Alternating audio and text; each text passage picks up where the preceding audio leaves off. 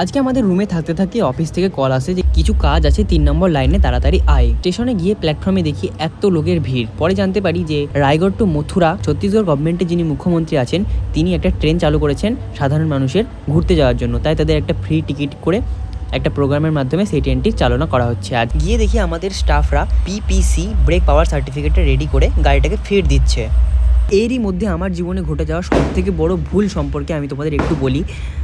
আমার যে HDFC credit card ছিল সেখান থেকে আমার 41,000 টাকার একটা ফ্রড ট্রানজ্যাকশান হয়ে গেছে। সেটা কিভাবে হয়েছে, কেন হয়েছে, সেটা আমি সম্পূর্ণ আমার যে ইউটিউব চ্যানেল আছে সেখানে পুরো ভিডিওটা প্রথম থেকে শেষ পর্যন্ত সমস্তটুকু শেয়ার করেছি। তোমরা গিয়ে প্লিজ, নিচে লিঙ্ক দেওয়া আছে, গিয়ে প্লিজ ভিডিওটা দেখো।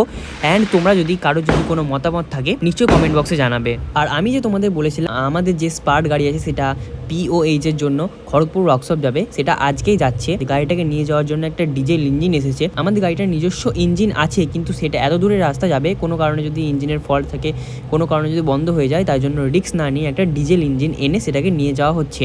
আর ডিজেল ইঞ্জিনের সাথে আমাদের এই স্পার্ট গাড়ির বিপিএফপি পাইপ জয়েন করে গাড়ির সমস্ত ব্রেক কাজ করছে কিনা, ব্রেক সিস্টেম কাজ করছে কিনা, সমস্ত কিছু দেখে নেওয়ার পর গাড়িটাকে রেডি দিয়ে গাড়িটাকে পাস করি খড়গপুর ওয়ার্কশপের জন্য।